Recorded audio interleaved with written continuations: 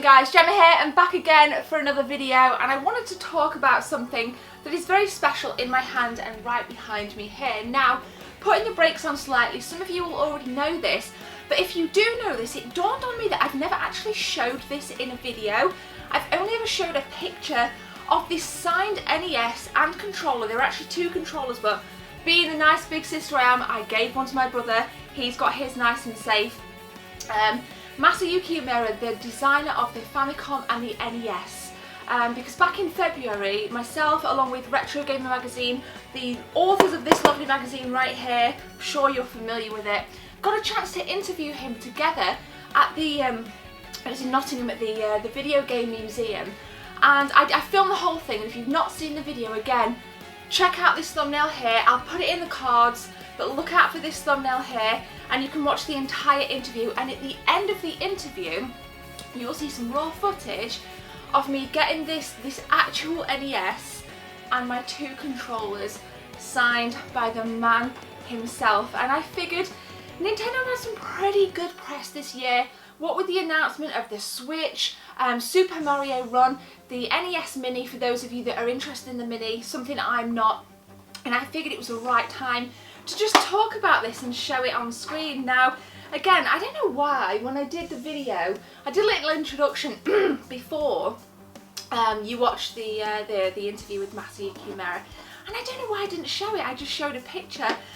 He was a very mild-mannered chap, very nice guy. And afterwards we sat in on an entire, I think it's like a 2-hour presentation about the history of Nintendo and how they came to develop the Famicom, and how, you know, I mean, I did write a very in-depth blog on my website, and I will link that blog as the first link in the description. So that will be more about the, you know, lots of facts about the Game & Watch and how that inspired the controller. Just so much stuff. It was such a great night, and I felt so blessed to even, you know, get a chance to meet him. Now, the reason I want to know from you guys is, with items like this, whether it's a signed item, something you really treasure in your collection, what do you have? You know, let me know in the comments, and if you want to tweet me a picture, then even better.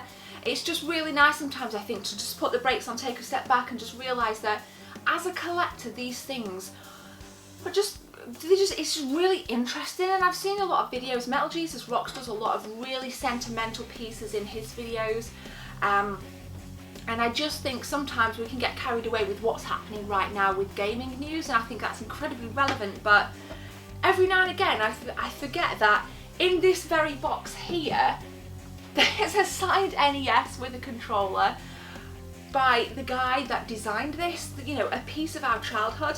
Now, as a little, I wanted to just, as a little thing for you guys, a little tip, not tip, but fact is the word I'm looking for. The reason this is so clunky compared to the Famicom is because this was marketed to American markets. At the time, you think in the 80s, VHS was very popular, so the big bulky videos. They made this to resemble a VHS for it to seem appealing to American markets. And the reason it's front loading as well is to resemble the VHS, because they wanted to make it as attractive as possible to mass market out to American consumers, and boy did it work.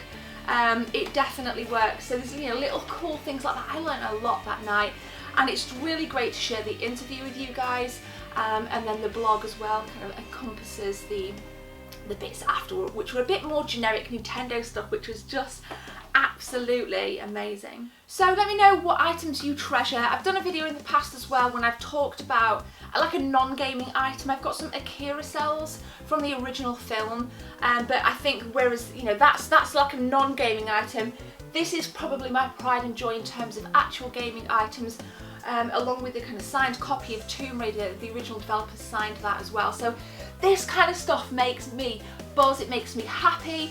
I love this side of collecting because it's not about playing, it is about appreciating the human beings that have put all this wicked stuff together for us, the gamers, the consumers, if that's what you want to call us.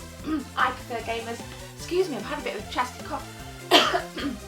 But I really appreciate those human beings, and I just want to say a massive thank you to you guys for appreciating it with me.